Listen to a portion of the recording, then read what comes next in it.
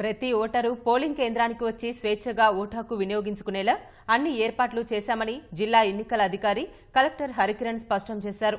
Vote నమోదు శాతాన్ని గణనీయంగా పెంచడానికి అవగాహన సదస్సులు, యూత్ క్లబ్ల ద్వారా ప్రచారం నిర్వహించామన్నారు. దివ్యాంగులు ఓటు హక్కు వినియోగించుకునేందుకు ప్రతి పోలింగ్ కేంద్రానికి ఓ వాహనం ఏర్పాటు చేశామంటున్న హరికిరణ్తో ముఖాముఖి. కడప జిల్లాలో ఎన్నికలు కీలకం కావడంతో ఈసారి ప్రశాంతంగా నిష్పక్షపాతంగా ఎన్నికలు నిర్వహించడానికి అధికార యంత్రాంగం కూడా అన్ని ఏర్పాట్లు చేసింది. ప్రధానంగా ఎన్నికల అధికారి కలెక్టర్ సి హరికిరణ్ గారు కూడా ఈ ఎన్నికల ఏర్పాట్లపైన ప్రత్యేక దృష్టి సారించారు. ఈ ఎన్నికల ఏర్పాట్లకు సంబంధించి మనతో మాట్లాడడానికి కలెక్టర్ గారు మన దగ్గర ఉన్నారు. ఆయన అడిగి మరిన్ని విషయాలు తెలుసుకుందాం. ఒకసారి చెప్పండి, ఈ నెల 11 జరిగేటువంటి ఈ ఎన్నికలకు సంబంధించి జిల్లా వ్యాప్తంగా ఎలాంటి ఏర్పాట్లు చేశారు? కడప జిల్లాలో ఇంకా మనకి 2726 పోలింగ్ స్టేషన్లు ఉన్నాయి. మొత్తం ఇవన్నీ కూడా 1932 లొకేషన్స్లో ఉన్నాయి. సో అన్ని ఏర్పాట్లు కూడా ఇంతవరకు పూర్తి చేయడం జరిగింది. అందరికీ ట్రైనింగ్స్ అయిపోయాయి. క్రిటికల్ సమస్యాత్మక పోలింగ్ స్టేషన్లని కొన్ని గుర్తించాం. ఆ సమస్యాత్మక పోలింగ్ స్టేషన్లు జిల్లాలో అన్నీ కలుపుకొని 764 పోలింగ్ స్టేషన్స్ ఉన్నాయి. ఈ సమస్యాత్మక పోలింగ్ స్టేషన్స్లో ప్రత్యేకంగా సెంట్రల్ పారామిలిటరీ ఫోర్స్ బలగాలు ఉంటాయి. సెంట్రల్ పారామిలిటరీ ఫోర్స్ బలగాలతో పాటు వీడియోగ్రఫీ ఉంటుంది, వెబ్ కాస్టింగ్ ఉంటుంది. ఒక సెంట్రల్ గవర్నమెంట్ ఎంప్లాయీ మైక్రో అబ్జర్వర్గా కూడా నియమిస్తాం. సో ఇది బ్రాడ్ పిక్చర్. ఒక 2726 పోలింగ్ స్టేషన్స్లో 764 అంటే ఆల్మోస్ట్ ఒక 35% పోలింగ్ స్టేషన్స్ ఈ క్రిటికల్ సమస్యాత్మకమైన పోలింగ్ స్టేషన్స్ని గుర్తించడం జరిగింది. సరే, మన జిల్లాలో దాదాపు 22 లక్షల మంది ఓటర్లు పైగానే ఉన్నారు. అంటే ప్రతి ఎన్నికల్లో కూడా 70 నుంచి 80% మధ్యలోనే ఓటింగ్ శాతం నమోదవుతుంది. అంటే ఈ ఓటింగ్ శాతం పెంచడానికి జిల్లా ఎన్నికల అధికారిగా మీరు ఎలాంటి జాగ్రత్తలు తీసుకుంటున్నారు? ఎలాంటి అవగాహన సదస్సులు ఏర్పాటు చేస్తున్నారు? ఓటింగ్ శాతం డెమోక్రసీలో ఎప్పుడు ఎంత ఓటింగ్ శాతం పెరిగితే అంత మంచిది. లాస్ట్ టైం కూడా కడప జిల్లాలో ఓటింగ్ శాతం ఆల్మోస్ట్ యావరేజ్గా 70% ఉంది. చాలా ప్రచార మాధ్యమాల్లో ఓటు వేయాలి అని చెప్పి చాలా ప్రచార మాధ్యమాలు టీవీ ద్వారా, సినిమా హాళ్ళ ద్వారా, రేడియో ద్వారా అందరికీ కూడా అపీల్ చేయడం జరుగుతుంది. ఫిబ్రవరి, జనవరి నెలల్లో లాస్ట్ అక్టోబర్, నవంబర్, డిసెంబర్లో మానవహారాలు ఫామ్ చేయడం ఇవన్నీ చేసి మ్యాక్సిమం ఎన్రోల్మెంట్ జరిగింది కడప జిల్లాలో. గ్రామీణ ప్రాంతాల్లో ఎక్కువగా ఓటు శాతం నమోదు చేసుకోవడానికి వస్తుంటారు. అంటే పట్టణ ప్రాంతాల్లో ఓటర్లు మాత్రం తక్కువ శాతం పోలింగ్ నమోదవుతుంది ప్రతిసారి. అంటే ఈ పట్టణ ప్రాంతాల్లో వారికి మీరు ఎలాంటి సలహాలు ఇస్తారు?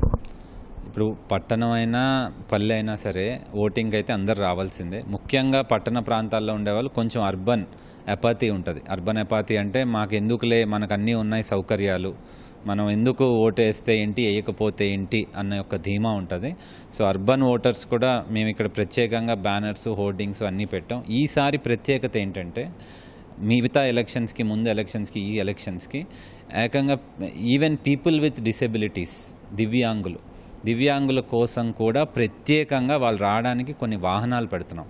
ఒక ఆటో ఎలక్షన్ కమిషన్ వాహనం దివ్యాంగుల సౌకర్యార్థం అని చెప్పి, ముఖ్యంగా లోకోమోటర్ డిసెబిలిటీ ఉన్న వాళ్ళకి, బ్లైండ్, వీళ్ళిద్దరికీ కూడా ఒక్కొక్క పోలింగ్ స్టేషన్లో ఎంతమంది ఉన్నారు అని గుర్తించడం జరిగింది. మన జిల్లాలో మొత్తం 28,000 మంది దివ్యాంగులు ఓటర్లుగా ఉన్నారు. అవుట్ ఆఫ్ మీరు చెప్పిన 22 lakhs గాను 28,000 ఇట్లాంటి ఓటర్లు ఉంటే, లోకోమోటార్ డిసెబిలిటీ ప్లస్ బ్లైండ్ వీళ్ళిద్దరినీ లెక్కేసుకుంటే 18,000 మంది ఉన్నారు. సో వీళ్ళు ప్రతి ఒక్కరికి కూడా ఒక ఆటో పెట్టి దానికి మేమే డబ్బులు పే చేస్తున్నాం. వాళ్ళ నెంబర్లు ఇస్తున్నాం. బిఎల్ఓ ఆటో డ్రైవర్ కోఆర్డినేట్ చేసుకొని మనకి 11 గంటలు పోలింగ్ ఉంది. మార్నింగ్ 7 నుంచి ఈవినింగ్ 6 వరకు. వీళ్ళని ప్రతి ఒక్క ఓటర్ని ఇంటిలో ఎక్కించుకొని పీడబ్ల్యూడి ఓటర్ని పోలింగ్ స్టేషన్కి తీసుకొచ్చి అక్కడ వీల్ చైర్లో కూర్చోబెట్టి వీల్ చైర్ వాలంటీర్ తీసుకొని వెళ్ళి ఓటు వేయించి మళ్ళీ ఆటోలో ఇంటికి దేబెడతాం. సో ఇట్లాంటి ఒక ప్రత్యేక సౌకర్యం కల్పించాం. కడప నగరంలో చూసుకుంటే బ్లైండ్ హోమ్ ఒకటి ఉంది. ఆ బ్లైండ్ హోమ్లోనే దాదాపు ఒక బ్లైండ్ హోమ్లోనే సుమారు 150 మంది ఉన్నారు. సో అట్లాంటి ప్రదేశాలు కూడా మేము అలాంటి చిన్నవి ఎవరైతే ఓటు వేసుకోవడానికి కష్టపడి రావాలో వాటిని కూడా గుర్తించి ఈసారి ప్రత్యేకంగా ఎన్నికల కమిషను ఇన్క్లూజివ్ ఎలక్షన్, అందరినీ ఇట్లాంటి వర్గాల్ని కూడా కలుపుకొని పోవాలి అని చెప్పి ఇన్క్లూజివ్ ఎలక్షన్ అనే నినాదంతో ఇవన్నీ చేస్తున్నాం. కడప జిల్లాలో వాహనాలు దివ్యాంగుల కోసం 2220 వాహనాలు, అంటే మనకి 2700 పోలింగ్ స్టేషన్, ఆల్మోస్ట్ పోలింగ్ స్టేషన్కి ఒక వాహనం పెట్టి వాళ్ళందరినీ ఓటు హక్కు వినియోగించుకునేలా చేసేదానికి మేము అన్ని సమాయత్తమయ్యాం. అది కూడా చేస్తాం. సార్ మన కడప జిల్లా నుంచి ఎక్కువగా గల్ఫ్ దేశాలకి వలస వెళ్తుంటారు. అంటే గల్ఫ్ దేశాల్లో దాదాపు వేల మంది కూడా ఓటర్లు ఉన్నారు. అంటే వాళ్ళు ఓటు హక్కు వినియోగించుకోవాలంటే ఎలాంటి మార్గాలు అన్వేషించాలి? వాళ్ళు ఇక్కడికి రావాలా, లేకపోతే అక్కడ నుంచే ఓటు హక్కు వినియోగించుకునే అవకాశం ఉందా? ఖచ్చితంగా ఇంకా మనకి ఆన్లైన్ ఓటింగ్ ఫెసిలిటీ ఇట్లాంటివి లేవు కాబట్టి మన దేశంలో గల్ఫ్ ప్రదేశంలో ఉంటే వాళ్ళు ఖచ్చితంగా ఇక్కడికి రావాలా, వచ్చి ఇక్కడి నుంచే నేరుగా వచ్చి ఓటు వేయాలా, వేరే దారి లేదు. సో వాళ్ళ కోసం ప్రత్యేకంగా ఎన్ఆర్ఐస్ అంటాం మనం, నాన్ రెసిడెంట్ ఇండియన్స్. 6 నెలలు మన భారతదేశం కంటే బయట ఉంటే, 6 నెలల కంటే ఎక్కువ విదేశాల్లో ఉంటే ఒక సంవత్సర కాలంలో వాళ్ళందరినీ ఎన్ఆర్ఐలుగా గుర్తిస్తాం. వాళ్ళందరూ కూడా నేరుగా వచ్చే ఓటు వేయాలా. రెండోది, వాళ్ళకి సెపరేట్ ఫామ్ ఉంది, ఫామ్ 6A అని. మామూలుగా అయితే మన ఓటర్ అయితే ఫామ్ 6, వాళ్ళకి ఎన్ఆర్ఐలకి సెపరేట్ ఫామ్ ఉంది. దాంట్లో కూడా మనకి రాజంపేట, రాయచోటి, కోడూరు నియోజకవర్గాల నుంచి చాలామంది గల్ఫ్ దేశాల్లో ఉన్నారు. వాళ్ళు కూడా వచ్చి ఓటు హక్కును వినియోగించుకోవచ్చు. ఆన్లైన్ ఫెసిలిటీ అయితే లేదు, వాళ్ళు నేరుగా వచ్చి వినియోగించుకోవచ్చు. సార్ ఇప్పటి వరకు ఓటు హక్కు నమోదు చేసుకున్న కార్డు రాని వాళ్ళు కానీ, అంటే స్లిప్పులు అందని వారు, వాళ్ళు ఎలాంటి పరిస్థితుల్లో ఓటు వేయడానికి అర్హులు? ఏ విధంగా చేయాలి వాళ్ళు? ఓటు ఎపిక్ కార్డ్ అనే డాక్యుమెంటు, ఓటర్ ఐడి కార్డ్ అనేది కంపల్సరీ కాదు, ఉంటే మంచిది. లేకపోతే 11 రకాల వివిధ డాక్యుమెంట్స్ని తీసుకొచ్చి, photo ID cards, driving licence, Aadhaar card, ఏదైనా వాళ్ళు ఒకవేళ ఎంప్లాయీ అయితే employee card with photo ID. So ఇట్లాంటివన్నీ కూడా, రేషన్ కార్డ్ లేదు, రేషన్ కార్డు దీంట్లో లేదు. చాలామంది అనుకుంటూ ఉంటారు రేషన్ కార్డు ఉంటుందేమో అని చెప్పి. రేషన్ కార్డు లేదు ఈ 11 ఐడెంటిటీ డాక్యుమెంట్స్లో.